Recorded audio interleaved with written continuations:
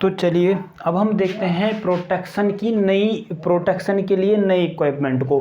तो इससे पहले हम प्रोटेक्शन कर चुके हैं अल्टरनेटर का और कुछ फीडर का भी प्रोटेक्शन मैं बताऊंगा। एक मामूली सा प्रोटेक्शन का ओवरव्यू दिया जा चुका है। इसके बाद हम जनरेटर और अल्टरनेटर के प्रोटेक्शन को हम क्या कर चुके हैं, डिस्कस कर चुके हैं। तो अगला प्रोटेक्शन हमारे पास मोटर का होएगा कि मोटर का प्रोटेक्शन कैसे करा जाता है। पहले देखो हमने पढ़ा था रिले को, फिर पढ़ा था रिले की स्कीम को, फिर पढ़ा था इक्विपमेंट को जैसे कि अल्टरनेटर और जनरेटर, और उसके बाद कुछ फीडरों को पढ़ा था। अब हम बात करते हैं उसी कंडीशन के अनुसार अगले नेक्स्ट की, जिसमें हम पढ़ेंगे मोटर का प्रोटेक्शन विद स्कीम कि किस किस स्कीमों का मोटर से हम प्रयोग कर सकते हैं उसको किसी भी अन्य फॉल्ट से होने से बचने के लिए, कि उसमें किसी प्रकार का फॉल्ट ना हो और मोटर हमारी डैमेज ना हो। तो अन्य प्रकार के फॉल्टों को डिस्कस करते हुए चलिए देखते हैं प्रोटेक्शन ऑफ मोटर। तो हमारे पास प्रोटेक्शन ऑफ मोटर है, पहला टॉपिक है हमारे पास प्रोटेक्शन ऑफ मोटर। मैं लिख रहा हूं भाई प्रोटेक्शन ऑफ मोटर। कौन सा है हमारे पास, अगला टॉपिक हमारे पास भाई प्रोटेक्शन ऑफ मोटर का। देखिए प्रोटेक्शन ऑफ मोटर को, पहली बात तो ये मोटर की किस किस चीज़ के लिए हम प्रोटेक्शन कर सकते हैं। पहला प्रोटेक्शन कर सकते हैं उसके लिए ओवर लो वोल्टेज प्रोटेक्शन। पहला प्रोटेक्शन हो सकता है लो वोल्टेज प्रोटेक्शन। कभी कभी ऐसा होता है कि मोटर पर वोल्टेज क्या हो जाती है, एक लिमिटेड वोल्टेज से कम हो जाती है, या मैं इसको बोल सकता हूं under voltage protection. Under voltage protection क्या भाई, अंडर वोल्टेज प्रोटेक्शन। कभी कभी मोटर पर एक लिमिटेड, मोटर मान लीजिए फुल लोड पर चल रही है, तो जिस समय मोटर फुल लोड पर चल रही है यदि उस पर वोल्टेज एक लिमिटेड वोल्टेज से क्या हो जाए, कम हो जाए, तो उस पर ओवरलोड होने की संभावना हो जाती है। ऐसे कंडीशन में मोटर की बाइंडिंग या मोटर फूक जाती है। तो इस प्रोटेक्शन, ऐसे ही फॉल्ट में क्या बोला जाता है उसको, लो वोल्टेज प्रोटेक्शन या अंडर वोल्टेज प्रोटेक्शन, जब हम स्कीम को यूज करेंगे। देखिए एक, जैसे कि मैं कहूँ कि एग्जाम्पल के लिए हम इसमें किस डिवाइस का प्रयोग करेंगे, तो एक होती है हमारे पास 3 फेज मास्टर स्विच। क्या होता है भाई, 3 phase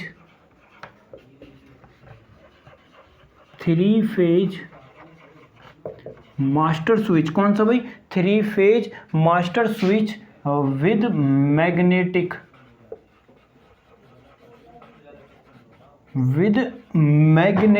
contactor.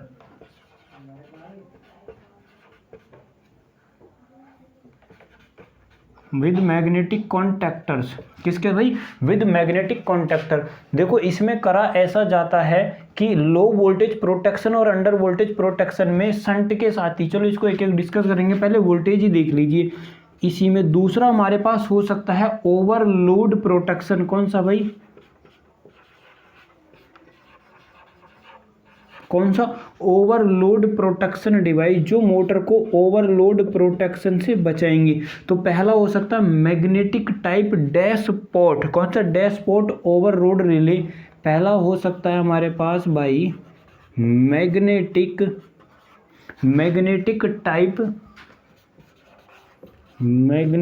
Type dashpot over load relay. कौन सा, magnetic type dashpot overload relay. यह प्रोटेक्शन किस में देता है, ओवरलोड में देता है। दूसरा हो सकता है मेरे पास थर्मल या टेम्परेचर रिले। कौन सा हो सकता है, थर्मल या ओवरलोड रिले एक हो सकता है। देखिए और तीसरा फॉल्ट किस प्रकार हो सकता है, शॉर्ट सर्किट फॉल्ट हो सकता है मोटर में। कौन सा भाई, शॉर्ट सर्किट फॉल्ट हो सकता है। शॉर्ट सर्किट फॉल्ट का सीधा ही एक आइए, आप एक ही एग्जांपल याद रखिए, किसको, फ्यूज को, क्योंकि शॉर्ट सर्किट में फ्यूज से बेहतर डिवाइस हम किसी भी प्रोटेक्शन के लिए यूज नहीं करते हैं। आगे देखिए एक मेरे पास होता है लो वोल्टेज रिलीजिएशन। यदि मैं कहूँ, ये मेरे पास चौथा एग्जांपल है लो low voltage release, low voltage release. देखिए यहाँ पर है, मैंने लिखा है लो वोल्टेज प्रोटेक्शन या अंडर वोल्टेज प्रोटेक्शन, यहाँ पर लिखा हुआ है लो वोल्टेज रिलीज। मतलब कि यदि कभी लो वोल्टेज की इस वाले में 3 पोल मैग्नेटिक विद किसमें मैग्नेटिक कॉन्टैक्टर में 3 phase master with the magnetic contactor में क्या होता है, यदि एक बार मोटर अंडर लोड की कंडीशन में आ जाए और अंडर लोड की कंडीशन में आने के बाद मोटर के कॉन्टैक्टर क्या हो जाते हैं, खुल जाते हैं, लेकिन वो दोबारा नहीं लग पाते। जैसे ही वोल्टेज दोबारा रिन्यू हुआ उसी वोल्टेज पर जिस पर मोटर पहले चल रही थी, तो फिर दोबारा हमको मैनुअली या हैंड ऑपरेटेड या लीवर को उठाकर क्या करना पड़ेगा, मोटर को दोबारा ऑपरेट करना पड़ेगा। लेकिन लो वोल्टेज रिलीज प्रोटेक्शन में ऐसा नहीं है। यदि एक बार वोल्टेज लो वोल्टेज से नीचे गिरती है तो क्या होएगा, रिली तुरंत ही कॉन्टैक्टर को हटा देगा, लेकिन जैसे ही वोल्टेज पर्याप्त मात्रा में फिर दोबारा प्राप्त होती है तो वोल्टेज उसके मोटर के कॉन्टैक्टर दोबारा अपना फिर कनेक्ट हो जाएंगे। तो इस प्रकार के प्रोटेक्शन को बोला जाता है लो वोल्टेज रिलीज प्रोटेक्शन। इसमें कुछ स्विचों का नाम आपको जरूर याद रखना है कि इस प्रोटेक्शन के लिए किस किस स्विच का हम प्रयोग कर सकते हैं। तो भाई पहला स्विच देखिए, पहला हो सकता है 2 वायर पायलट डिवाइस। मैं यहाँ पर लिख रहा हूँ 2 वायर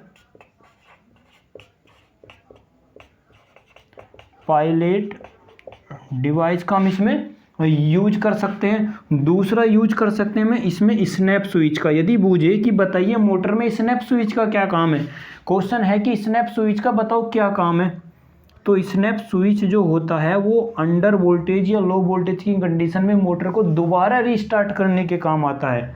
क्या भाई, स्नैप स्विच। कौन सा भाई, स्नैप स्विच। एक होता है मेरे पास फ्लॉट स्विच, ये सब इसी के लिए हम यूज करते हैं। एक होता है मेरे पास फ्लॉट स्विच, एक होता है मेरे पास रिवर्सेबल स्विच। बस इतना ही, आप इनको आइए कंपाउंड या फिर लिख लीजिए, इसको लिखिए प्रेशर स्विच, इसको लिख लीजिए भाई प्रेशर स्विच, लिख ही लीजिए, इसको लिख लीजिए क्या भाई, प्रेशर स्विच। तो ये मेरे पास फॉल्ट हैं और एक दो फॉल्ट को देखिए, जैसे कि जो मोटर में हो सकते हैं। लो वोल्टेज के लिए मैंने बताया है, या प्रोटेक्शन अंडर वोल्टेज के लिए 3 phase master switch with magnetic के लिए। ओवर वोल्टेज के लिए क्या हो सकता है, magnetic type dashpot overload relay या थर्मल रिले या ओवरलोड रिले, इसी का नाम ही है। या फिर मैं शॉर्ट सर्किट कंडीशन में फ्यूज को यूज करूंगा। लो वोल्टेज रिलीज के लिए 2 वायर पायलट डिवाइस भी यूज कर सकते हैं, पावर स्विच का भी यूज करते हैं, और स्नैप स्विच। ज़्यादातर मोस्ट इंपॉर्टेंट जो है ये है भाई, इसको आपको याद ही रखना है कि स्नैप स्विच का प्रयोग कहाँ पर करा जाता है, लो वोल्टेज प्रोटेक्शन रिलीज के लिए, कि दोबारा वो फॉल्ट अपना अंडर कवर हो जाए। देखिए आगे,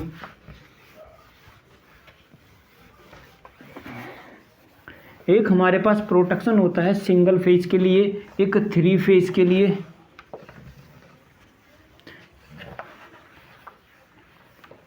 देखिए एक होता हमारे पास single phase reversible, single phase reversible protection. Single phase failure भी प्रोटेक्शन हो सकता है, single phase reversible.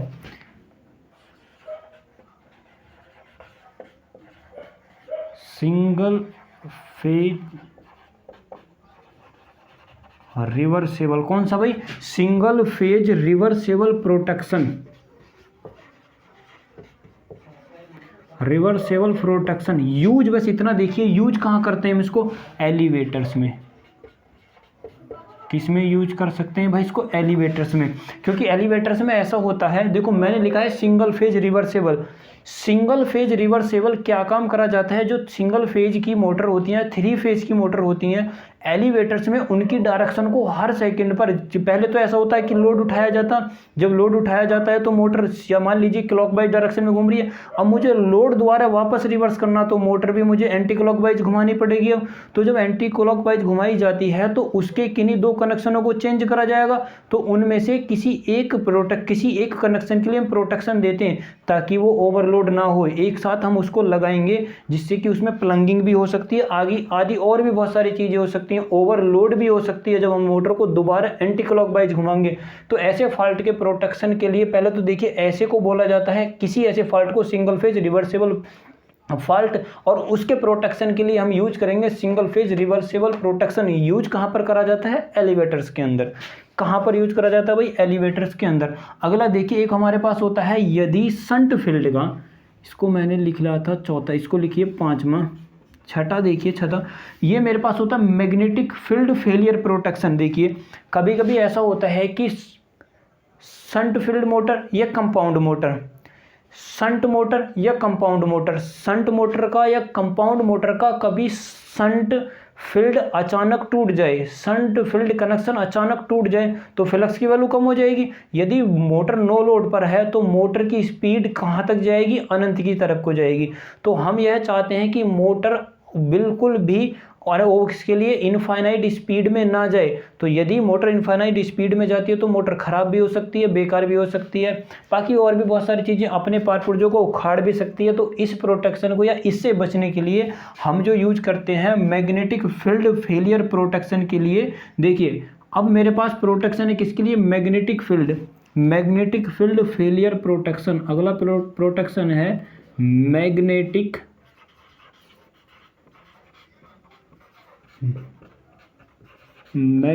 Field failure protection, magnetic field failure protection अगला मेरे पास ही है। अब देखिए इसमें करा क्या जाता है, इसमें करा ये जाता है कि सीरीज में मैग्नेटिक फील्ड के, ऐसे मान लीजिए कि मेरे पास डीसी शंट मोटर है, ये मेरे पास उसका शंट फील्ड हो गया, ये मोटर हो गया, कोई सी भी मान लीजिए आप, ये मेरे पास डीसी शंट मोटर ही है। मैंने क्या काम करा है, इसके इस टर्मिनल को उठाया, यहाँ पर सीटी लगाया, सीटी की मैंने प्राइमरी बाइंडिंग को किसको जोड़ा, सीधा फील्ड से जोड़ दिया, इसको उठाया और ऐसे लगा दिया, इसको उठा के ऐसे लगा दिया। ये टर्मिनल मान के चलिए मैं इसको दे रहा हूँ मोटर को ऐसे, मान लीजिए यहाँ से प्लस सप्लाई है, ये यहाँ से माइनस सप्लाई है। मैंने इस सीटी पर क्या काम करा, इसकी सेकेंडरी पर भाई एक प्लंजर का सिस्टम अरेंजमेंट कर दिया और यहाँ से टर्मिनल लगा के मैंने ये लगा दिया, ये कनेक्शन ऐसे। अब ज़रा देखिए, मान लीजिए कि कभी ऐसा हुआ ये वाला फील्ड अचानक क्या हुआ, जब तक देखो यदि ऐसा होता है कि जब तक ये कोयल एनर्जाइज रहेगी, फील्ड को बराबर सप्लाई मिलती रहेगी, तो ये वाली रिले भी क्या रहेगी, ऑपरेट रहेगी। और जैसे ही रिले ऑपरेट रहेगी प्लंजर को नीचे की तरफ खींच के रखेगी, प्लंजर को नीचे की तरफ खींच के रखेगी, और जब तक नीचे की तरफ खींच के रहेगी तब तक सप्लाई इधर को जाती रहेगी। मान लीजिए कि किसी समय में शंट में फॉल्ट हो जाता है, और जैसे ही शंट फील्ड में फॉल्ट होएगा, शंट फील्ड डीमैग्नेटाइजेशन होएगा, डीमैग्नेटाइजेशन होने के पास सीटी भी हमारा पास क्या होएगा, डीमैग्नेटाइज होएगा, और इसको भी करंट नहीं मिलने के कारण ये अपनी सेकेंडरी कोयल को ट्रिप करेगा। ट्रिप करने के बाद इसको भी मैग्नेटिक फील्ड या करंट नहीं मिलेगी, और जैसे इसको मैग्नेटिक करंट नहीं मिलेगी तुरंत स्विच क्या होएगा, ऊपर की तरफ ओपन हो जाएगा, और जैसे ही ये ओपन हो जाएगा मोटर के कनेक्शन सप्लाई से हट जाएंगे। तो इस प्रकार के प्रोटेक्शन को बोला जाता है मैग्नेटिक फील्ड फेलियर प्रोटेक्शन, और इस प्रोटेक्शन में मोटर को क्या कर दिया जाता है, बंद ही कर दिया जाता है। अब देखिए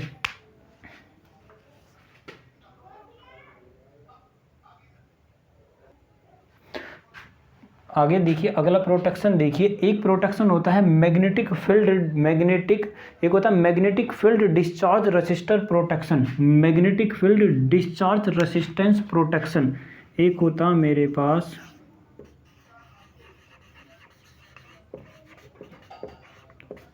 मैग्नेटिक फील्ड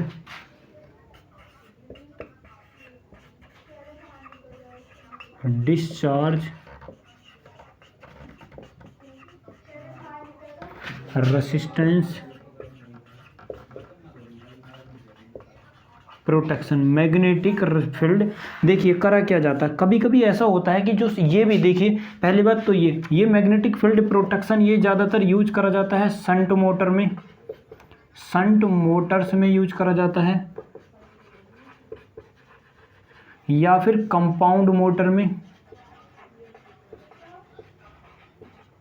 या फिर मैं इसको यूज करूंगा कंपाउंड मोटर में। ये भी भाई कंपाउंड मोटर और शंट के लिए ही यूज करते हैं, शंट मोटर हो सकती है या फिर कंपाउंड मोटर हो सकती है, यह भी भाई शंट मोटर हो सकती है या फिर कंपाउंड मोटर हो सकती है। देखिए ऐसा होता है कि जो मैग्नेटिक फील्ड है, इसी डायग्राम पर देखिए, मैग्नेटिक फील्ड जो होता है शंट फील्ड का मैग्नेटिक फील्ड, कभी कभी क्या होता है, मान लीजिए कि एक साथ यहाँ पर इंड्यूस्ड करंट होती है, इंड्यूस्ड करंट के कारण क्या होता, इंड्यूस्ड करंट के कारण इसमें एक ईएमएफ जनरेट होता है, ईएमएफ जनरेट होता है। जिसके कारण इंसुलेशन क्या हो सकता है भाई, डैमेज हो सकता है। इंसुलेशन कभी ऐसा हुआ ये शंट फील्ड इसमें काम कर रहा है, मान लीजिए कि करंट यहाँ से जनरेटर की तरह काम कर रहा था, कभी सप्लाई इसकी कुछ कनेक्शन हुआ, सप्लाई रिवर्स भी तो हो सकती है भाई, सप्लाई रिवर्स भी तो हो सकती है। मान लीजिए कि इसमें पहले ईएमएफ था, अब इधर से भी ईएमएफ आ रहा है, हमें पहले भी था, यहाँ में पहले भी तो था, तो इससे पहले कि इसका ईएमएफ और बाहर से आने वाले वोल्टेज दोनों इसमें मैग्नेटिक फील्ड में जुड़ जाएं और जुड़ने के कारण वोल्टेज बढ़ जाए और वोल्टेज बढ़ने पर इंसुलेशन डैमेज हो जाए, या फिर क्या हो सकता है इसमें ब्रास्ट भी हो सकता। तो इस कंडीशन से बचने के लिए हम क्या करते हैं, इसके ही पैरेलल में एक रेसिस्टेंस लगा देते हैं, जिसके कारण या जिससे मैग्नेटिक फील्ड, जो मैग्नेटिक फील्ड प्रोड्यूस हुआ है और उसके कारण जो ईएमएफ इंड्यूस्ड हुआ है, उससे जो फ्लो होने वाली करंट है उसको क्या करा जा सके, डीमैग्नेटाइज, या उस मैग्नेटिक फ्लक्स को डीमैग्नेटाइज करा जा सके, या उस करंट को न्यूट्रल करा जा सके। ऐसी व्यवस्था को हम क्या बोलते हैं, magnetic field discharge resistance protection. अब ये इसमें याद ये रखना है कि ये मेरे पास जो रेसिस्टेंस है, जिस रेसिस्टेंस का मैं प्रयोग करता हूँ उसकी वैल्यू किससे भाई, शंट फील्ड रेसिस्टेंस से, फील्ड के शंट रेसिस्टेंस से लगभग से 1 से 3 गुना होनी जरूरी है। कितनी भाई, 1 से 3 गुना होना अनिवार्य है।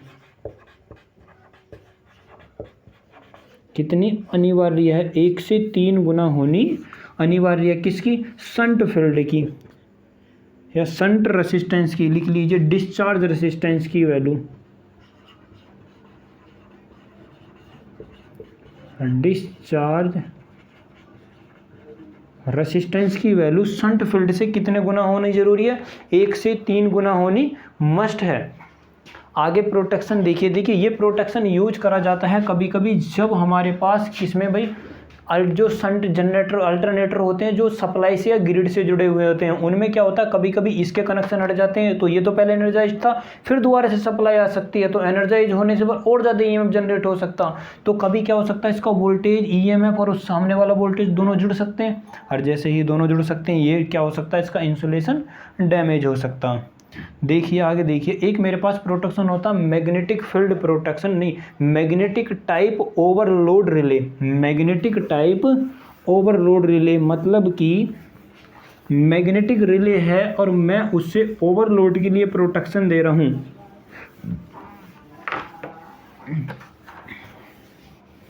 किसके लिए प्रोटेक्शन दे रहा हूं भाई, ओवरलोड के लिए, विद द डैशपोर्ट। अगला देखिए, उसको देखिए वो इतना इंपॉर्टेंट नहीं है। अगला देखिए, एक होता हमारे पास टेम्परेचर ओवरलोड रिले। कौन सा होता है, temperature overload relay.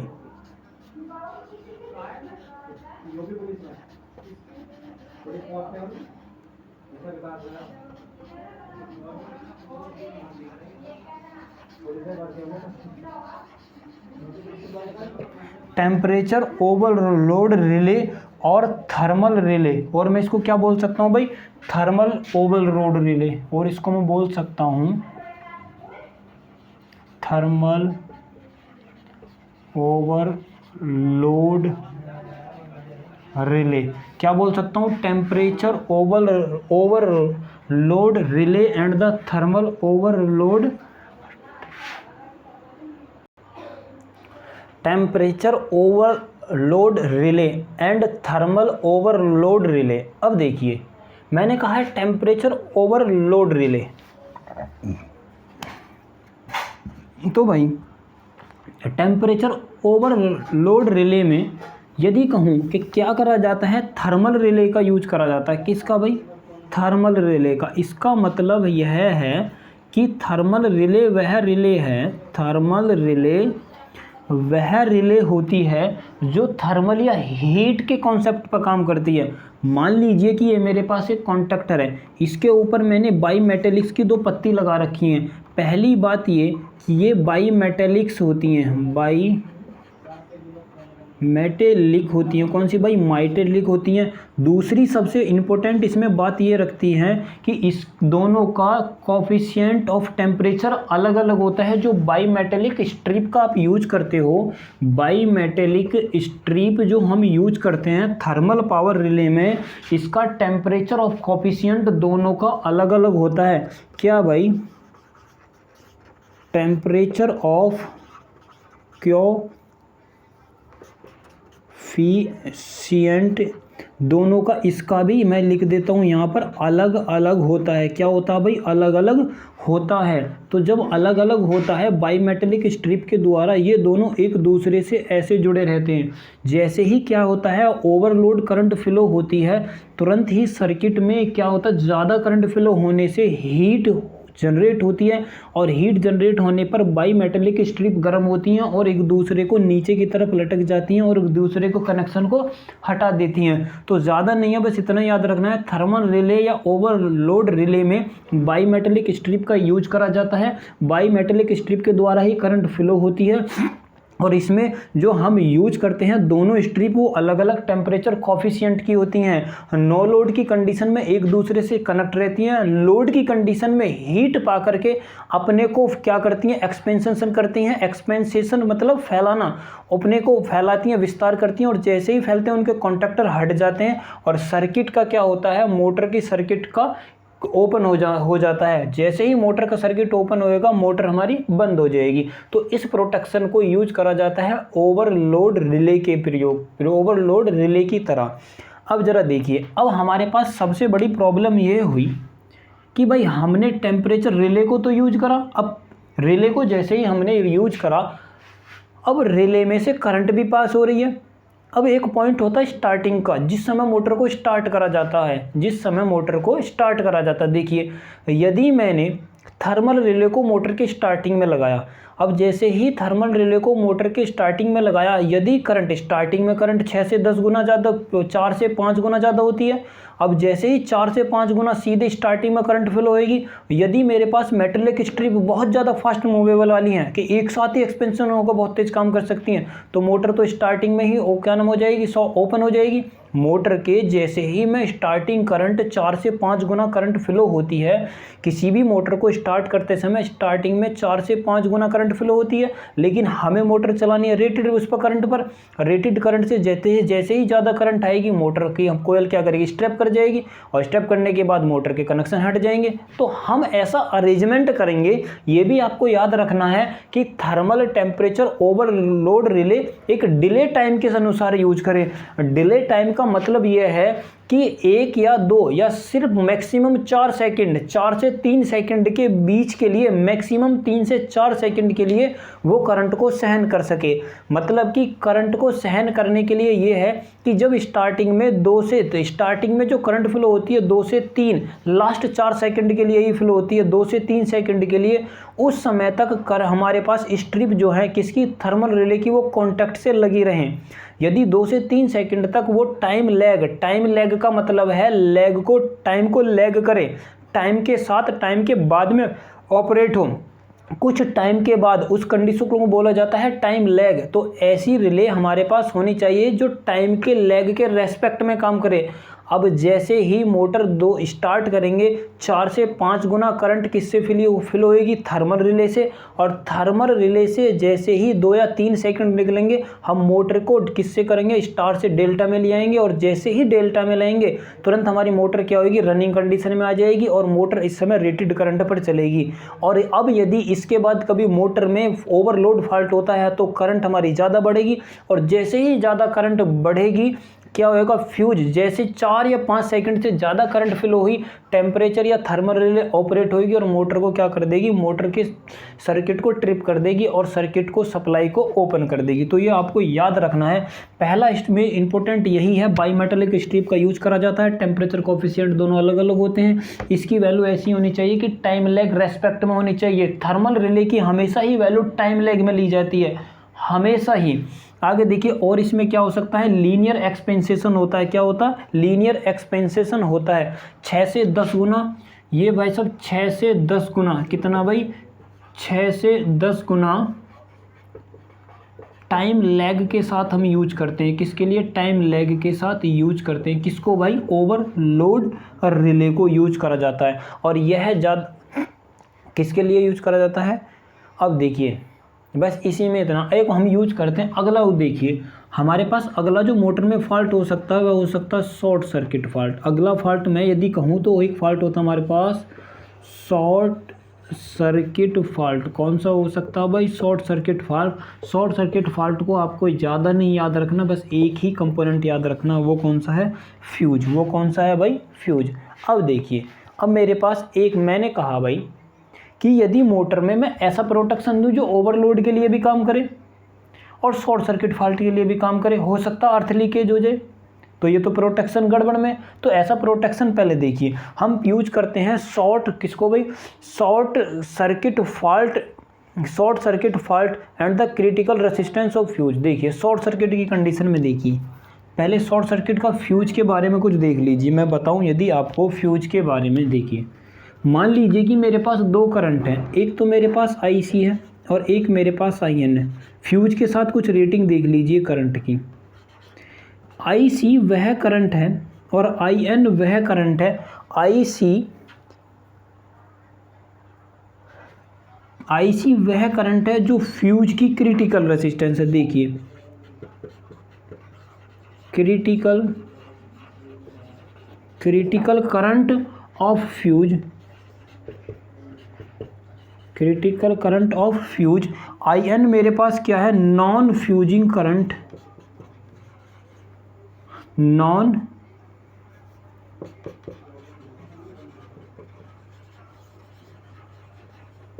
Non fusing current of fuse.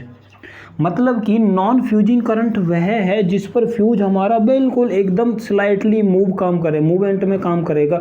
और IC वह करंट है जिस पर फ्यूज क्या हो जाएगा भाई? मेल्ट हो जाएगा। अब देखिए, अब इसमें और इसमें एक रिलेशन होता है जो आपको याद ही रखना है। रिलेशन यह होता है कि IC की, इसकी IN की वैल्यू IC की वैल्यू के हमेशा 60 से 90% ही होती है किसी भी फ्यूज के लिए। IC की वैल्यू मैं कहूँ नहीं, किसकी? IN की वैल्यू IC की वैल्यू का 60 से 90% ही रखी जाती है। ये आपको रिलेशन याद रखना है। कैसे? देखिए कि IN की वैल्यू IC से 60 से 90% ही रखी जाती है। क्यों रखी जाती है? तो इसका मतलब हम ऐसा फ्यूज लें जिसकी क्रिटिकल मैक्सिमम वैल्यू कितनी हो सकती है? IC। यदि मुझे नॉन फ्यूजिंग करंट दे रखी है कि मोटर, हमारे पास मोटर जो है वो 5 एम्पियर पर बिल्कुल एकदम, 5 से नहीं, ऐसे मानिए कि मान लीजिए कि मोटर 100 एम्पियर पे बिल्कुल एक्यूरेट काम करती है, ये मेरे पास है नॉन फ्यूजिंग करंट। तो क्रिटिकल रेसिस्टेंस फ्यूज, मैं किस फ्यूज की, किस रेटिंग का फ्यूज लूँ जिस पर वो मैं काम करवा सकता हूँ? ऐसा फ्यूज होना चाहिए कि वो स्टार्टिंग में क्या काम करे? सर्किट को ट्रिप ना करे। स्टार्टिंग में जैसे ही ज़्यादा 4 से 5 गुना करंट फ्लो होएगी तो सर्किट को ट्रिप कर सकता। तो उसी ट्रिप कंडीशन से बचने के लिए हम इस कंडीशन का यूज कर सकते हैं। यदि मेरे पास 100 एम्पियर है तो उसकी 60 गुना और 190 गुना हम पहुंच सकते हैं। तो मान लीजिए 160 कितना हो सकता है? ये वैल्यू 160 भी हो सकती है और 190 भी हो सकती है। तो फ्यूज हमारा 190 या 160 के बीच में किसी भी रेटिंग का होना चाहिए। होना क्यों चाहिए? क्योंकि स्टार्टिंग में जो करंट फ्लो होती है उसको एब्जॉर्ब कर सके, उस पर भी फ्यूज हमारा मेल्ट ना हो। यदि इससे भी ज़्यादा करंट फ्लो होती है तो फ्यूज हमारे पास मेल्ट हो। तो ये फ्यूज का हम यूज करते हैं इसमें। अब देखिए, यदि मैं प्रोटेक्शन को ऐसा करूं, प्रोटेक्शन को थर्मल रिले को, किसको भाई? एक तो मैं कह रहा हूं कि थर्मल रिले को और एक ओवरलोड रिले को, दोनों को एक साथ लगा दूं।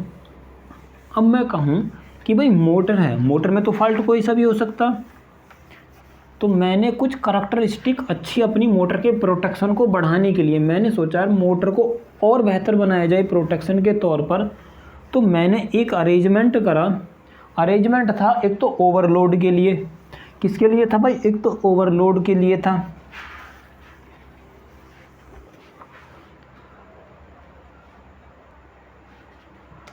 देखिए मैंने ओवरलोड रिले के लिए, मान लीजिए कि कभी कभी ऐसा हुआ कि थर्मल रिले ने ऑपरेट नहीं करा, उसने थर्मल रिले ऑपरेट नहीं हुआ, तो मैंने एक मैग्नेटिक रिले और लगा दिया, मैग्नेटिक रिले और लगा दिया मोटर के प्रोटेक्शन के लिए कि यदि किसी कारणवश थर्मल रिले ऑपरेट ना हो तो मैग्नेटिक रिले ऑपरेट हो जाए। यदि मैं प्रोटेक्शन ऐसा यूज करूं कि थर्मल रिले का भी यूज कर रहा हूं मैं, किसके लिए? और प्लस मैग्नेटिक रिले का भी यूज कर रहा हूं मैं। ये मेरे पास मैग्नेटिक रिले है और ये मेरे पास थर्मल रिले है। थर्मल रिले का भी यूज मैं ओवरलोड के लिए कर रहा हूं। और इसका भी यूज मैं ओवरलोड के लिए ही कर रहा हूँ। किसके लिए? ओवरलोड के लिए ही कर रहा हूँ। अब ज़रा देखिए, ये मेरे पास जो है थर्मल रिले और ये मेरे पास है ओवरलोड रिले। थर्मल रिले और ओवरलोड रिले, मैंने क्या काम करा, इसको तो करा टाइम के उसके लिए, टाइम के अकॉर्डिंग जितनी ज़्यादा करंट होएगी उतना ही जल्दी सर्किट ट्रिप करेगा। यहाँ पर क्या है, करंट की वैल्यू जितनी ज़्यादा होएगी एक कांस्टेंट वैल्यू पर जाकर ट्रिप करेगा। देखिए मान लीजिए मैं एक ग्राफ बना रहा हूँ कि मेरे पास प्रोटेक्शन ऐसा हो सकता, ठीक। अब ये मान लीजिए कि ये मैंने यहाँ से यहाँ तक के लिए करैक्टरिस्टिक दिखाई, किसके लिए? फ्यूज के लिए। किसके लिए भाई? फ्यूज के लिए। देखिए यदि मैं कहूँ कि ये मेरे पास टाइम की रिप्रेजेंटेशन है और ये मेरे पास करंट की रिप्रेजेंटेशन है। किसकी भाई? करंट की रिप्रेजेंटेशन है। देखिए ये मान लीजिए मेरे पास करंट आई है, ये मेरे पास करंट मान लीजिए क्या है भाई? आई भी है। ये मेरे पास नो लोड। यदि मेरे पास करंट, थर्मल रिले मैंने ऐसा अरेंजमेंट करा कि थर्मल रिले पहले ऑपरेट हो जाती है। यदि थर्मल रिले पर यहाँ पर करंट है, यदि थर्मल रिले ये मान लीजिए फॉल्ट करंट है, इससे पीछे सारी की सारी नो फॉल्ट करंट में, यदि यहाँ पर करंट आई, इस पैरेलल पॉइंट पर कहीं भी करंट आई तो समय ज़्यादा है तो क्या होगा, थोड़ी कुछ समय बाद रिले क्या करेगी, हमारे पास ऑपरेट कर जाएगी। थर्मल रिले ऑपरेट करेगी और करंट की वैल्यू को कम कर देगी। लेकिन मैंने कहा कि यदि किसी कारणवश ये ऑपरेट नहीं हुआ और करंट की वैल्यू इतनी बढ़ गई बहुत ज़्यादा और समय लग गया ज़्यादा, तो क्या होगा, मैग्नेटिक रिले क्या हो जाएगी भाई? ऑपरेट हो जाएगी। क्या हो जाएगी भाई? उस समय मैग्नेटिक रिले ऑपरेट हो जाएगी।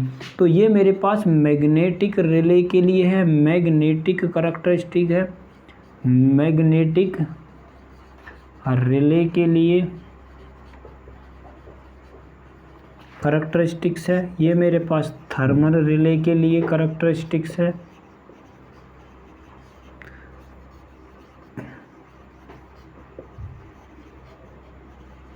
तो देखिए यहाँ पर टाइम की वैल्यू ज़्यादा, ये मेरे पास रिले क्या काम करेगी, टाइम के। मान लीजिए फॉल्ट हो गया, तो फॉल्ट होने के बाद ये रिले अभी भी ऑपरेट नहीं हुई है क्योंकि यहाँ टाइम ज़्यादा, तो इतने समय के बाद, लेकिन देखिए ये रिले पहले ही ऑपरेट हो चुकी है। रिले में फॉल्ट होने पर मान लीजिए कि करंट बढ़ रही है, करंट बढ़ने के बाद एक मैक्सिमम वैल्यू पर पहुँच गई, तो जैसे ही उस वैल्यू पर पहुँचेगी, किसके लिए? मैग्नेटिक रिले के लिए। लेकिन मैग्नेटिक रिले के लिए टाइम ज़्यादा है, वैल्यू करंट की वैल्यू ज़्यादा है और टाइम की वैल्यू कम है। लेकिन थर्मल रिले के लिए टाइम की वैल्यू, देखिए टाइम की वैल्यू ज़्यादा है लेकिन करंट की वैल्यू कम है। तो ये दोनों प्रोटेक्शन, यदि मैं कहूँ तो ये मेरे पास प्राइमरी प्रोटेक्शन कहलाएगा, ये मेरे पास बैकअप प्रोटेक्शन कहलाएगा। क्या कहलाएगा? Backup protection. तो ये हम ऐसा अरेंजमेंट करते हैं थर्मल रिले के लिए दोनों ही। कभी आपको करैक्टर पूछ ले कि बताइए इनमें से थर्मल रिले की करैक्टरिस्टिक कौन सी है, तो भाई ये, और यदि मैग्नेटिक रिले की पूछ ले तो ये वाली है। तो ऐसे हमारे पास प्रोटेक्शन होता है। अब देखिए यदि मैं कहूँ कि इसी थर्मल रिले में बैकअप प्रोटेक्शन दे देता हूँ मैं, किसका? फ्यूज का। यदि मैंने कहा कि इसी थर्मल रिले में मैंने एक और प्रोटेक्शन दे दिया, किसका भाई? फ्यूज का। फ्यूज किसके लिए? ओवर करंट के लिए। देखिए फ्यूज मेरे पास हो गया, फ्यूज प्रोटेक्शन दे दिया मैंने, इसी में मैंने फ्यूज प्रोटेक्शन दे दिया। क्या दे दिया भाई? Fuse protection. किसके लिए? ओवर करंट के लिए। या मेरे पास मान लीजिए फ्यूज दूंगा मैं शॉर्ट सर्किट के लिए, शॉर्ट सर्किट फॉल्ट के लिए। किसके लिए? शॉर्ट सर्किट फॉल्ट के लिए।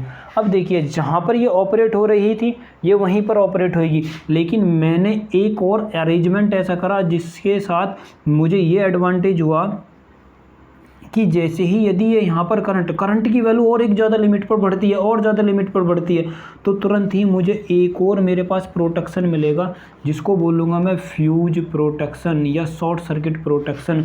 इसका मतलब है कि करंट बढ़ते बढ़ते इस यहाँ से बढ़ी थी यहाँ, यदि यहाँ से यहाँ बढ़ेगी तो टाइम तो मेरे पास बढ़ रहा है। मान लीजिए कि थर्मल रिले ऑपरेट नहीं होती है तो उसके रेस्पेक्ट में क्या बोला जाएगा? मैग्नेटिक रिले ऑपरेट होएगी। यदि मैग्नेटिक रिले भी ऑपरेट नहीं होती है, करंट एक फ्यूजिंग वैल्यू से, शॉर्ट सर्किट करंट की वैल्यू से ज़्यादा होती है, तुरंत ही फ्यूज ऑपरेट हो जाएगा और फ्यूज ऑपरेट होते ही करंट की वैल्यू को ज़ीरो कर देता। तो सबसे बेहतर बात यह है इसमें कि ये मेरे पास जो फ्यूज है ये बैकअप प्रोटेक्शन की तरह काम करता है। किसकी तरह भाई? बैकअप प्रोटेक्शन की तरह। अब बैकअप प्रोटेक्शन की तरह यह काम करेगा फ्यूज। कौन सा काम करेगा भाई? फ्यूज काम करेगा। तो यही आपको याद रखना है, ये थर्मल रे की कैरेक्टरिस्टिक है, ये मैग्नेटिक की है, और ये मेरे पास किसकी है भाई? फ्यूज की है। अब देखिए, मैंने एक और अरेंजमेंट, मैंने एक और दिमाग लगाया कि यदि मैं कहूँ कि ये मेरे पास प्रोटेक्शन होगा ओवरलोड के लिए और शॉर्ट सर्किट फॉल्ट के लिए। यदि मैं कहूँ कि मैं यदि प्रोटेक्शन देना चाहता हूँ, क्या देना चाहता हूँ भाई? प्रोटेक्शन देना चाहता हूँ एक और। यदि मैं बैकअप फ्यूज प्रोटेक्शन दूँ, ओवरलोड के लिए दूँ, ओवरलोड के लिए, और थर्मल ओवरलोड है, और मेरे पास बैकअप फ्यूज प्रोटेक्शन।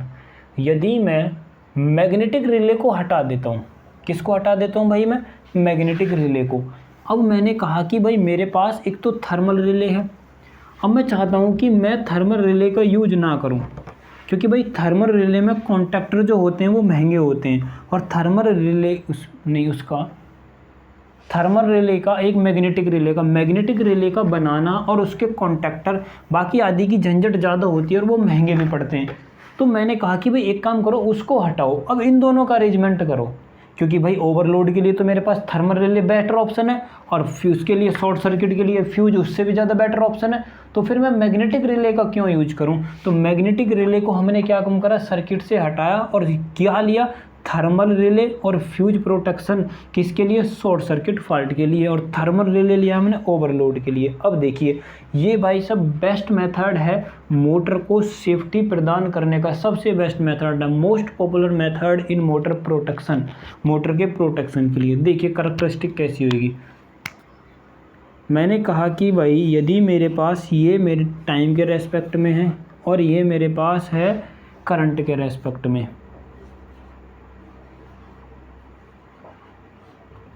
करंट के रेस्पेक्ट में है, और ये मेरे पास टाइम के रेस्पेक्ट में है। देखिए, यदि मैं कहूँ ये मेरे पास है भाई बैकअप करैक्टरिस्टिक, किसकी है भाई? बैकअप करैक्टरिस्टिक भी बोल सकता हूँ मैं इसको। या फिर मैं कहूँ कि यदि इसको ऐसे मान लीजिए, ये मैंने बनाया थर्मल रिले के लिए, किसके भाई? थर्मल रिले के लिए। ये मैंने बनाया है थर्मल रिले के लिए।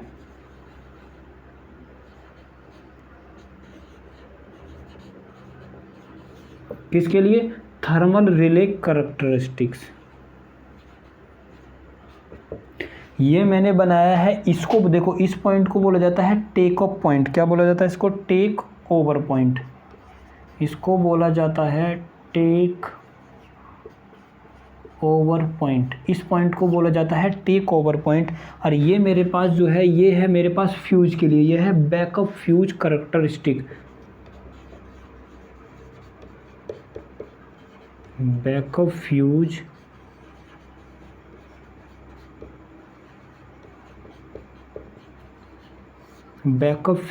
करैक्टरिस्टिक्स। क्योंकि मैं फ्यूज को जो यूज कर रहा हूँ वो बैकअप प्रोटेक्शन के लिए यूज कर रहा हूँ। किसके लिए? बैकअप के लिए।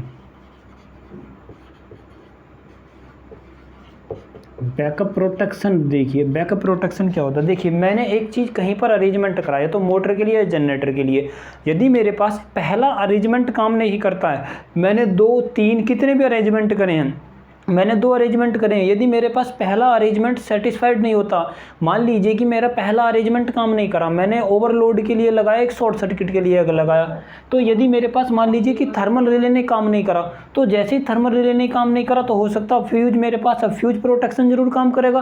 फ्यूज प्रोटेक्शन ही, दूसरा ही प्रोटेक्शन क्या कहलाएगा भाई? बैकअप प्रोटेक्शन कहलाएगा। बैकअप प्रोटेक्शन उसी को बोला जाता है जो फॉल्ट, जैसे कि इस प्रथम उसका यूज न करने पर हम दूसरे का यूज करते हैं, उसी को बोला जाता है बैकअप प्रोटेक्शन। देखिए इसमें इसे बोला जाता है टी पॉइंट। टी पॉइंट क्या होता है? Backup thermal relay take over करता है। बैकअप थर्मल रिले क्या करता है? टेक ओवर करता है। यह कहता है कि यदि थर्मल रिले फेल हो जाए तो बैकअप फ्यूज कहेगा कि अब तुम हटो, अब फॉल्ट को मैं देखूंगा। यदि मान लीजिए कि ये मेरे पास क्या है? करंट। देखिए यहाँ पर करंट की वैल्यू ज़्यादा, करंट की वैल्यू ज़्यादा और टाइम की वैल्यू कम है। इसका मतलब यह हुआ कि यदि मेरे पास करंट की वैल्यू ज़्यादा है तो एक कांस्टेंट टाइम के लिए, मान लीजिए एक कांस्टेंट टाइम है, उसके लिए यदि मैं यहाँ से इसको प्रयोग करना चाहता हूँ तो मुझे भाई इतनी मैक्सिमम करंट रखनी पड़ेगी, इतनी मैक्सिमम स्टार्टिंग में करंट रखनी पड़ेगी, तभी फ्यूज गर्म होएगा,